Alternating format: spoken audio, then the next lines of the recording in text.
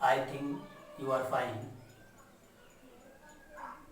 जैसा कि आप लोग जान रहे हैं, पूरा विश्व कोविड-19 जो कि एक वैश्विक महामारी है उससे ग्रसित चल रहा है, जिससे आप लोगों की शिक्षा दीक्षा पर काफ़ी असर पड़ रहा है। तो इसको देखते हुए हम लोगों ने एक अपना छोटा सा प्रयास शुरू किया। ऑनलाइन क्लासेस के माध्यम से आप तक अपने अपने विषय का कोर्स जो हो, सिलेबस जो हो, आप तक पहुंचता रहे। जैसा कि आप लोग देख रहे हैं व्हाइट बोर्ड पर, यह कक्षा 10 वालों के लिए वीडियो बनाया जा रहा है। केमिस्ट्री विषय है, रसायन विज्ञान, जो कि साइंस के अंतर्गत आता है। अपने साइंस में आपको पता है 3 साइंस पढ़ना है। एक साइंस आपको पढ़ना है फिजिक्स है। दूसरा जो आपको पढ़ना है केमिस्ट्री है, और तीसरा बायोलॉजी है। फिजिक्स, केमिस्ट्री, बायोलॉजी, जिसमें हम आपको केमिस्ट्री का यह वीडियो बना रहे हैं। सबसे पहले आपको हम अपने बारे में इंट्रोड्यूस करवा दें। I am Alok Chaturvedi from new modern Tilakdhari inter college Martinganj. Students, ये जो सामने व्हाइट बोर्ड पर आप देख रहे हैं, यह कक्षा 10 वालों के लिए केमिस्ट्री का सिलेबस नोट किया गया है, जिसके अंतर्गत आपको 1, 2, 3, 4, 5 लेसन पढ़ने हैं, जिसमें पहला lesson chemical reaction and equation, दूसरा lesson acid, base and salts, और तीसरा lesson metals and non metals, चौथा लेसन है कार्बन एंड इट्स कंपाउंड। बहुत ही इंपॉर्टेंट लेसन होता है यह, carbon and its compound, organic chemistry के अंतर्गत आता है। आगे की जब क्लासेस में आप जाते हैं तो यह अलग से आपको पूरी केमिस्ट्री मिलती है, जिसमें तमाम नॉमेनक्लेचर, तमाम ऑर्गेनिक कंपाउंड, उसकी प्रॉपर्टीज, उसका प्रिपरेशन, पॉलीमर, इसके अंतर्गत आपको तमाम लेसन पढ़ाए जाते हैं, कार्बन एंड इट्स कंपाउंड। और जो अंतिम लेसन है periodic classification of elements. Periodic classification of elements माने तत्वों का आवर्ती वर्गीकरण, और इस वर्गीकरण में जैसे डी.आई. मेंडलीव ने अपना क्लासिफिकेशन किया, आपको पता है तमाम पीरियोडिक क्लासिफिकेशन हुआ, modern periodic table, long form periodic table, Mendeleev periodic table, तमाम टेबल इसके अंतर्गत आपको मिलते हैं। बताया जाता है आपको रीजन क्यों इसका क्लासिफिकेशन किया जाता है, क्या एलिमेंट की संख्या होती है, उसका नॉमेनक्लेचर, आईपीएसी नॉमेनक्लेचर कैसे होता है, इसके अंतर्गत आपको सब बताया जाएगा। तो बच्चों, पहले हम आपको आज पहले लेसन की बात बताएंगे। पहला लेसन रासायनिक अभिक्रिया एवं समीकरण, जो कि आप लोग देख ही रहे हैं, रासायनिक अभिक्रिया एवं समीकरण। जानकारी लिए बता दें, यह लेसन जो है बहुत ही इंपॉर्टेंट लेसन होता है, रासायनिक अभिक्रिया एवं समीकरण। इस लेसन में पहले तो केमिकल रिएक्शन क्या होगा, केमिकल रिएक्शन के बाद इस रिएक्शन के अंतर्गत जैसे इक्वेशन कैसे बनता है, इक्वेशन को कैसे बैलेंस करते हैं। जैसे आप लोग कभी कल्पना किए होंगे, कोई भी मैटर है उसमें चेंज होता रहता है। जैसे आइस है, आइस लिक्विड बनाएगा। जैसे मिल्क है, आपको पता है मिल्क से तमाम प्रकार के, जैसे मक्खन हुआ, घी हुआ, दही हुई, तमाम चेंजिंग होती है।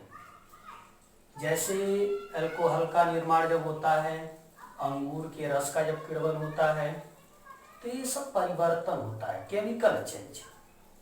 कक्षा 9th में आपको पढ़ाया गया होगा chemical change. What is chemical change? तो जितने भी मैटर के स्टेट में परिवर्तन होता है, चेंजिंग होना जरूरी है। तो केमिकल चेंज जो होता है वही एक रिएक्शन के अंतर्गत होता है। केमिकल चेंज जो होगा वह एक रिएक्शन के अंतर्गत होगा। जैसे इस रिएक्शन में, केमिकल रिएक्शन की अगर आपको डेफिनेशन देनी होगी तो आप कहिएगा कि जब किसी पदार्थ के रासायनिक गुण माने केमिकल प्रॉपर्टीज के साथ साथ नए पदार्थ का निर्माण हो। माने हमने जैसे बताया यह मैग्नीशियम है और यह ऑक्सीजन है। यह मैग्नीशियम है, मैंने बोला यह मैग्नीशियम है, और यह क्या आपका है? ऑक्सीजन है। अब यह दोनों जब रिएक्ट होते हैं तो मैग्नीशियम ऑक्साइड बनता है। क्या बनता है? Magnesium oxide. स्वाभाविक बात है, मैग्नीशियम की प्रॉपर्टीज अलग होगी, ऑक्सीजन की प्रॉपर्टीज अलग होगी, मैग्नीशियम ऑक्साइड की प्रॉपर्टी अलग होगी। तो ये जो पूरा रिएक्शन देख रहे हैं, इसकी डेफिनेशन जो देनी होगी आपको, यह दीजिएगा वह प्रक्रम, ये सुनिएगा, वह प्रक्रम जिसमें रासायनिक गुणधर्म परिवर्तन के साथ साथ नए पदार्थ का निर्माण हो, उसे केमिकल रिएक्शन कहते हैं। ये सुनिएगा, वह प्रक्रम जिसमें केमिकल प्रॉपर्टी चेंज होने के साथ साथ नए सबस्टेंस का निर्माण हो, उसे केमिकल रिएक्शन कहते हैं। आपको बता दें, केमिकल रिएक्शन होने के लिए दो चीजों का होना जरूरी होता है, एक रिएक्टेंट और दूसरा प्रोडक्ट। रिएक्टेंट जिसको आप हिंदी में बोलते हैं अभिकारक, और प्रोडक्ट को बोलते हैं उत्पाद या परिणामी पदार्थ। उत्पाद या परिणामी पदार्थ होता क्या, पहले इस पे चर्चा कर लें। रिएक्टेंट क्या होता है? जब रिएक्शन में जो पदार्थ रिएक्ट हो, जो रिएक्ट हो माने रिएक्शन में पार्टिसिपेट होने वाले मॉलिक्यूल्स या पदार्थ या एटम को रिएक्टेंट कहते हैं। जैसे मैग्नीशियम और ऑक्सीजन, रिएक्शन में क्या हो रहा है? पार्टिसिपेट हो रहा है, और पार्टिसिपेट होने के बाद, रिएक्ट होने के बाद जो नए पदार्थ का निर्माण होता है वो प्रोडक्ट होता है। आप समझ गए होंगे कि मैग्नीशियम और ऑक्सीजन क्या है? रिएक्टेंट है। मैग्नीशियम और ऑक्सीजन क्या है? रिएक्टेंट है। और मैग्नीशियम ऑक्साइड क्या है? प्रोडक्ट है।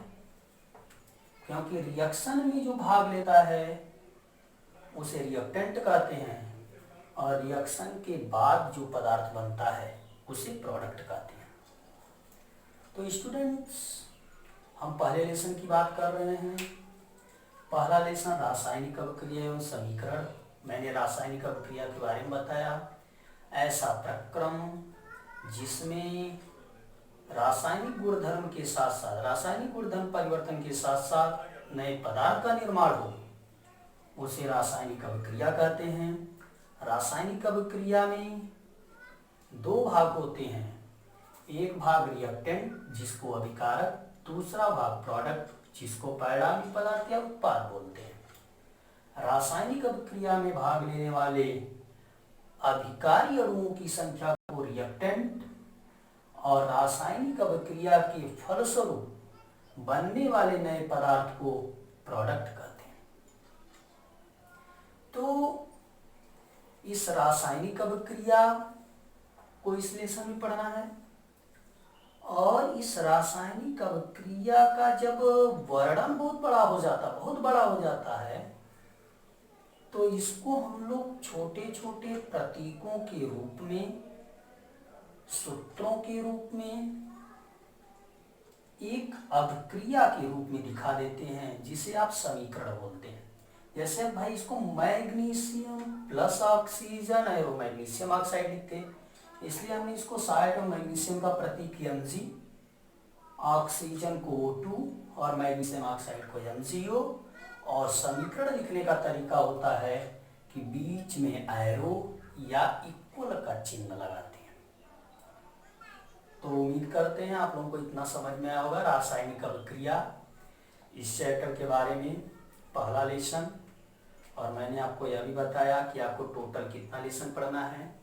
आपको 5 लेसन पढ़ना है, जिसमें आपको पहला लेसन है केमिकल रिएक्शन एंड इक्वेशन, और दूसरा पढ़ना है एसिड्स, बेस एंड साल्ट्स, तीसरा पढ़ना है मेटल एंड नॉन मेटल्स, और चौथा पढ़ना है कार्बन एंड इट्स कंपाउंड, जो कि मैंने बताया मोस्ट इम्पोर्टेंट, और पांचवा पढ़ना है पीरियोडिक क्लासिफिकेशन ऑफ एलिमेंट्स, तत्वों का आवर्ती वर्गीकरण, जिसमें हमने आपको पहला लेसन स्टार्ट कर दिया है।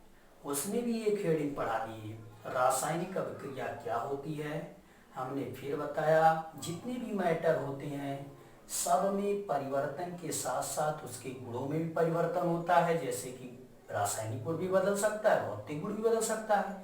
जब रासायनिक गुण बदलता है तो वह एक रासायनिक अभिक्रिया के अंतर्गत बदलता है, और रासायनिक अभिक्रिया क्या होती है, ऐसा प्रक्रम जिसमें रासायनिक गुणधर्म परिवर्तन के साथ साथ पदार्थ का भी निर्माण होने, उसी को रासायनिक अभिक्रिया कहते हैं। इसमें 2 भाग, एक रिएक्टेंट, दूसरा प्रोडक्ट। रासायनिक अभिक्रिया में भाग लेने वाले अभिकारी अणुओं की संख्या को अभिकारक, और रासायनिक अभिक्रिया में जब भाग ले लेते हैं उसके बाद जब नया पदार्थ बनता है तो उसे क्या बोलते हैं, प्रोडक्ट। तो आप लोग से उम्मीद करते इतना समझ में आया होगा। तो सबसे पहला काम आप लोग सिलेबस नोट करिए। सबसे पहला काम जो मैंने 5 लेसन बताया उसको आप पहले पन्ने पे नोट कर लीजिए। पहला लेसन शुरू कर लीजिए, रासायनिक अभिक्रिया के बारे में लिख लीजिएगा, और नहीं समझ में आया होगा तो आप कमेंट करके हमें बता दीजिएगा, हम आपको फिर से समझा देंगे, और जब स्कूल खुलेगा तो उसको फिर रिवाइज कर देंगे, और कल फिर हम नेक्स्ट इसके आगे चलेंगे रासायनिक अभिक्रिया के बारे में, इसका वर्णन करेंगे कैसे रासायनिक अभिक्रिया होती है और कैसे रासायनिक अभिक्रिया से समीकरण बनता है, रासायनिक समीकरण को कैसे लिखा जाता है, उसको कैसे संतुलित करते हैं, यह सब हम आपको नेक्स्ट वीडियो में बताएंगे। धन्यवाद।